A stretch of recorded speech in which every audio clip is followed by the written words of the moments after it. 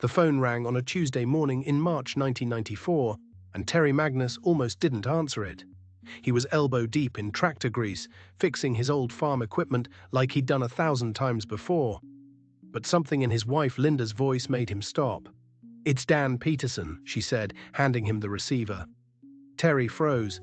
He hadn't spoken to Dan Peterson in 12 years, not since the day Peterson called him stupid in front of half the farmers in Renville County, North Dakota. Not since the day Peterson laughed at his beat-up old tractor and told him he'd be bankrupt within 5 years. But here's the twist. Terry was still farming.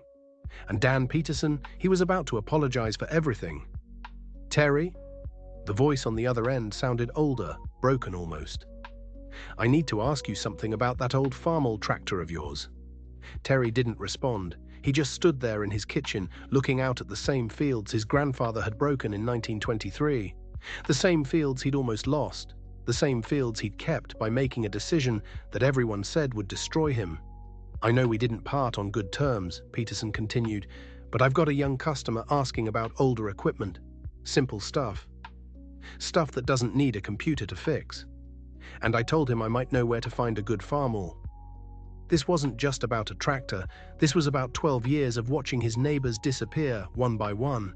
12 years of being called the stubborn fool who refused to modernize. 12 years of surviving while everyone else went bankrupt. And now the man who mocked him wanted his help. Let me take you back to April 1982, because that's when everything started falling apart. Ronald Reagan was president. The Soviet grain embargo had just ended, but the damage was done. Land prices in Renville County had tripled since 1975, and every farmer Terry knew was borrowing against that inflated equity to buy bigger equipment. The logic was simple and seductive: get big or get out. Terry Magnus was 43 years old that spring. He'd been farming the same 1,280 acres since his father died in 1971. His equipment was ancient. His biggest tractor was a 1964 John Deere with 8,000 hours on it. He still used his father's 1947 Farmall M for light work. The bank had been pressuring him for 2 years to expand. Buy the neighbor's land. Update your equipment, get competitive. They'd loan him the money. This was how you built generational wealth, they said. But Terry was cautious. His grandfather had taught him that debt was dangerous, and he liked being able to fix his own equipment without calling a mechanic. Then came the day that changed everything. In April 1982, Terry drove to the John Deere dealership in Moe Hall to look at a used planter. The lot was packed with gleaming new tractors, brand new 4650s with paint so bright it hurt your eyes. The showroom was full of farmers, all of them talking about expansion. Dan Peterson saw Terry immediately. "Terry Magnus," his voice boomed across the showroom. "Come to join the 20th century." Other farmers turned to look. Terry recognized them, guys he'd known since grade school. "Just looking at planters," Terry said quietly. "Tell me you're not still pulling that old 4-row behind the 4020, Peterson said, walking over with his hand extended. "It works." "It works?" Peterson repeated it like Terry had told a joke. "Terry, that planter's 20 years old.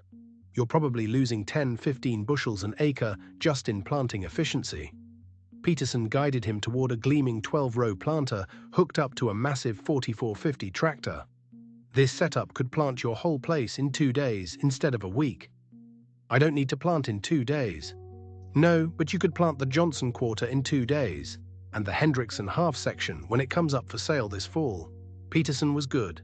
He'd shifted from equipment to opportunity without missing a beat. "I'm not looking to expand," Terry said. "Why not?"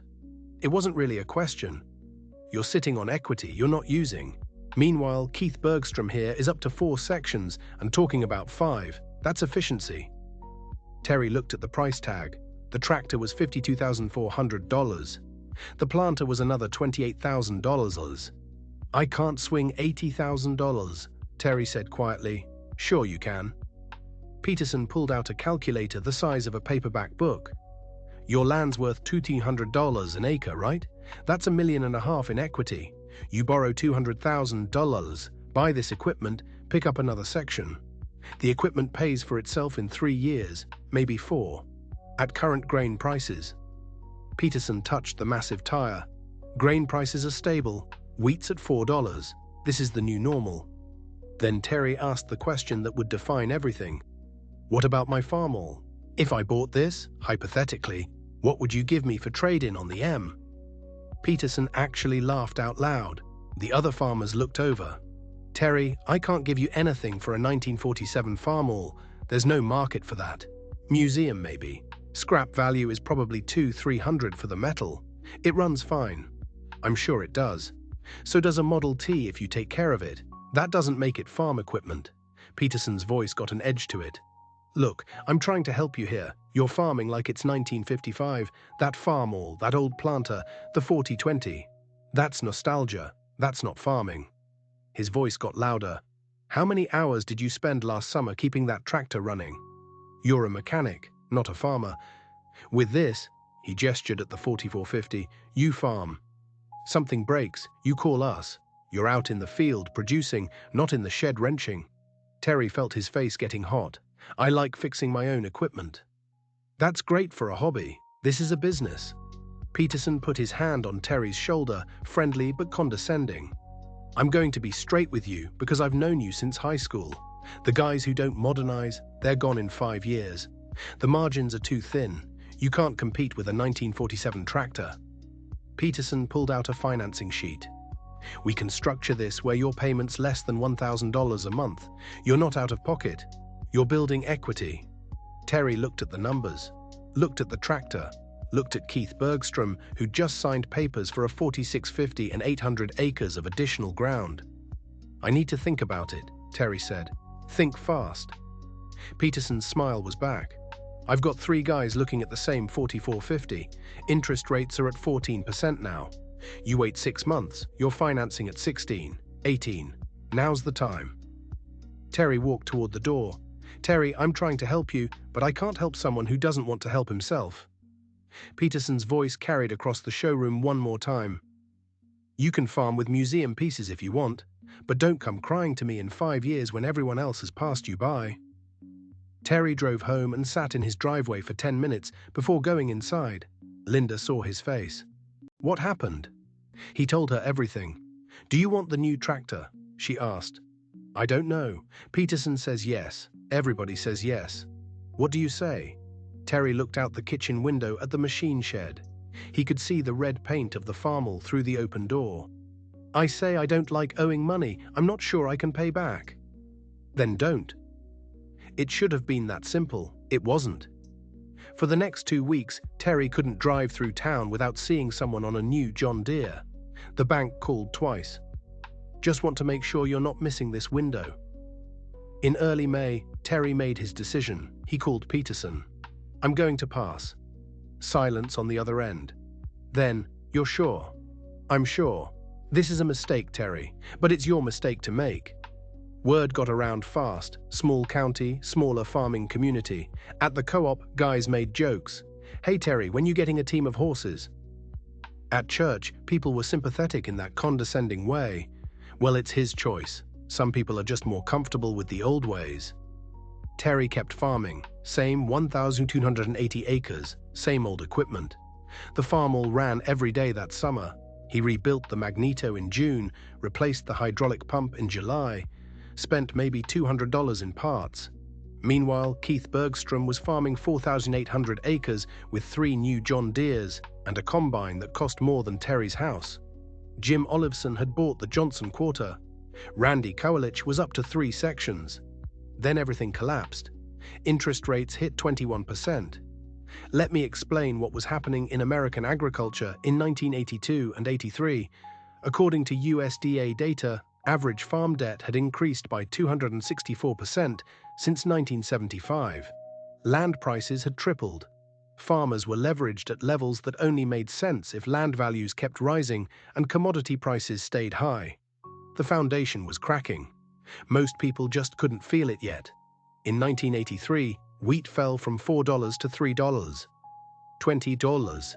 Corn dropped to $2.40. Soybeans collapsed, and land values started to fall, 5%, then 10, then 15. The bank started getting nervous. They'd loaned money based on equity that was evaporating. They started calling loans, demanding additional collateral, restructuring terms. Keith Bergstrom got his first restructuring notice in fall of 1983. He'd borrowed against land values that no longer existed.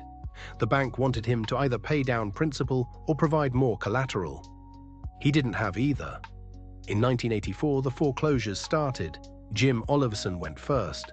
He'd bought the Johnson Quarter for $1,400 an acre in 1982. By 1984, comparable land was selling for $850. He was underwater. The bank called his operating loan. He couldn't refinance.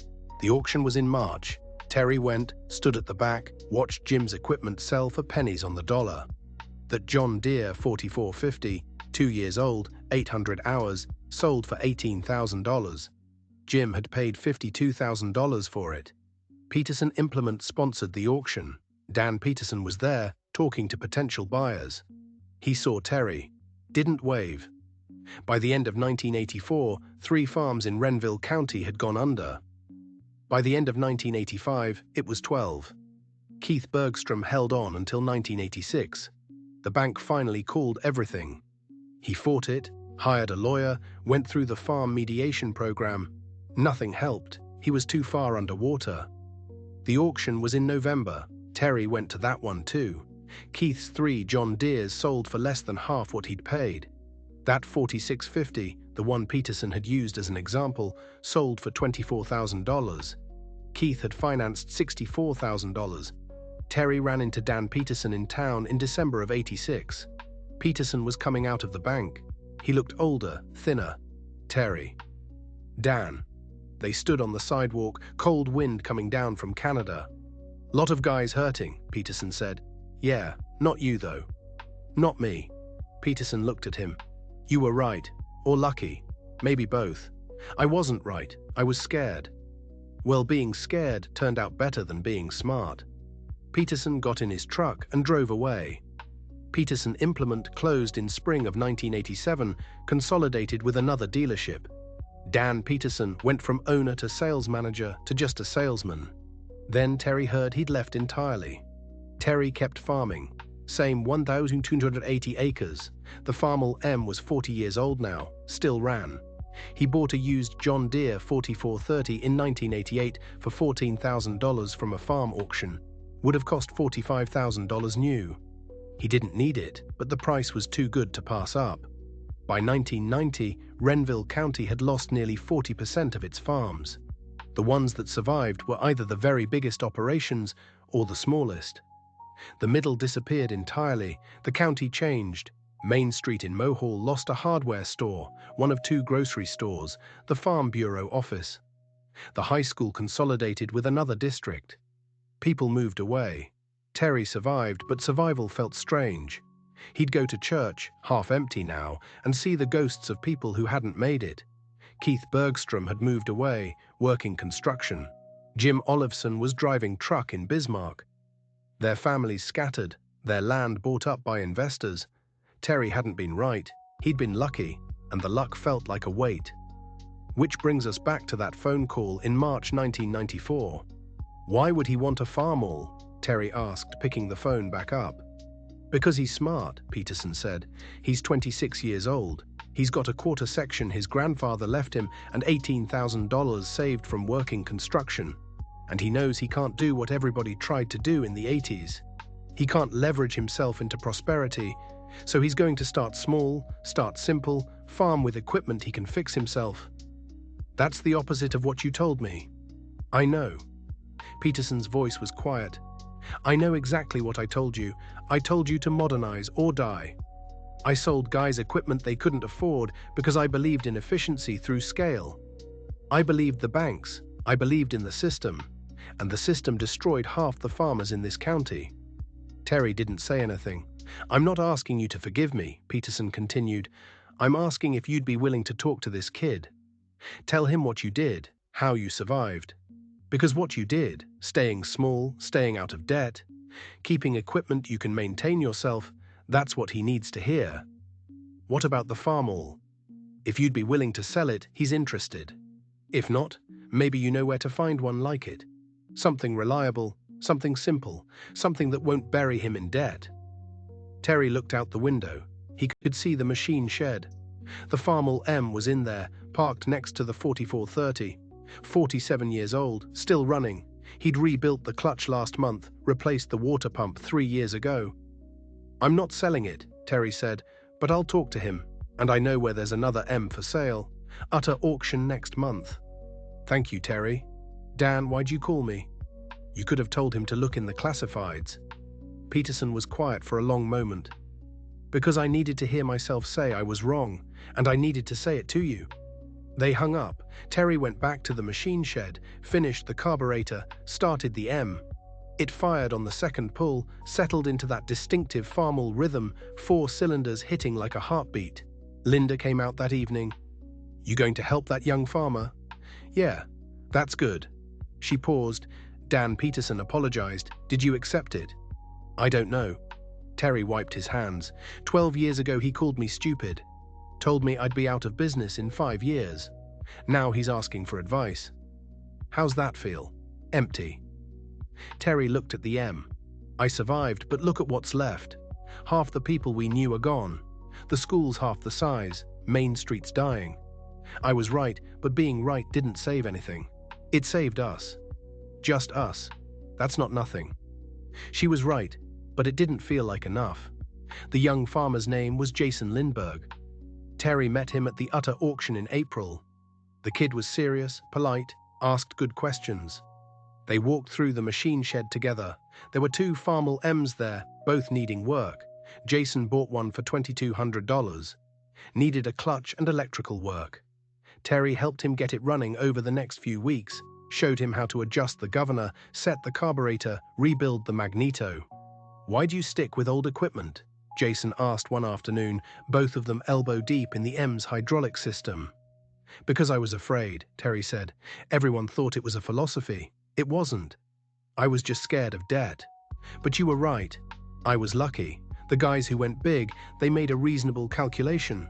All the numbers said expand. They trusted the system. The system failed them. So what do I trust?" Terry thought about that. Trust that nothing lasts forever. Not high prices, not low prices, not land values. Build for the worst times, not the best ones. If you can survive when everything goes to hell, you'll do fine when things are good. Jason got his M running in May. Started farming his quarter section. Small operation, simple equipment, low debt. Exactly the opposite of what the experts had recommended 12 years earlier. Terry saw Dan Peterson one more time in summer of 1994. Peterson was working at a smaller dealership now, just a salesman. The big Peterson implement sign was gone. The lot in Mohall was empty, weeds growing through cracks in the concrete. "Kid doing okay?" Peterson asked. "Yeah, he's farming." "Good." Peterson looked older than he should have. "I think about it sometimes. All the guys I sold tractors to, all the guys who lost everything. I didn't pull the trigger, but I handed them the gun." "You believed what you were selling?" "That doesn't make it better." "No, but it makes you human." They stood there in the dealership lot, 2 men who'd survived the same disaster differently. Peterson by selling the dream, Terry by refusing to buy it.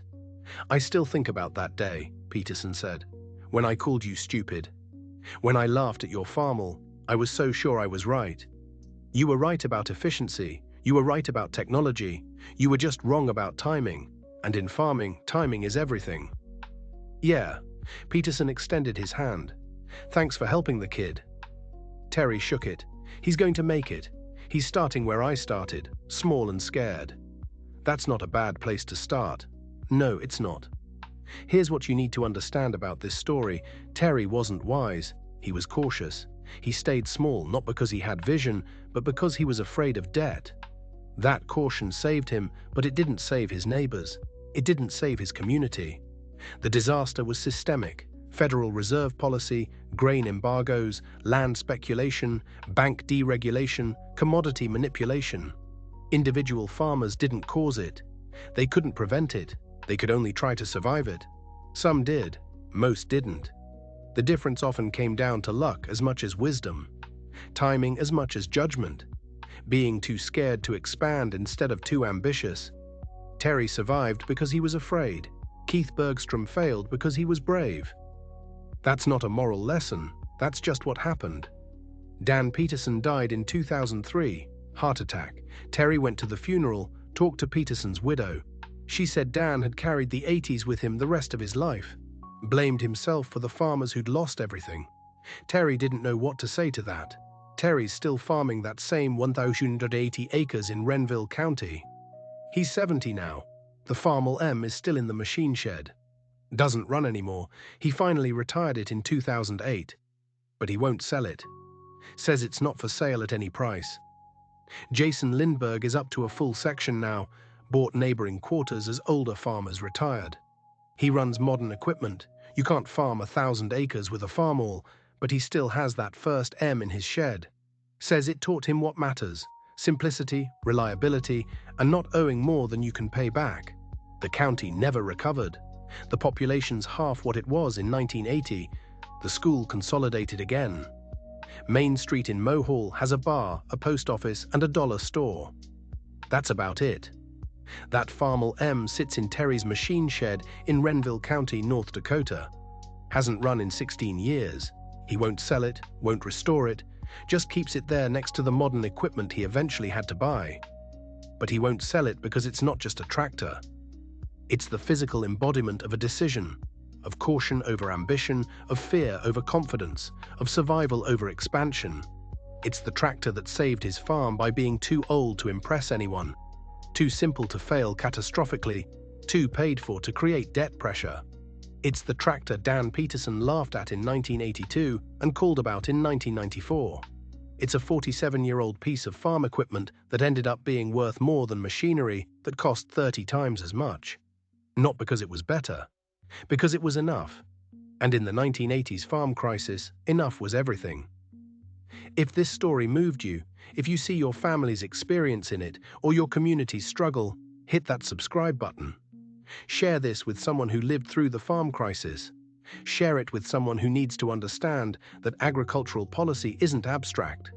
It's families, communities, entire counties that either survive or disappear based on decisions made by people who never planted a seed.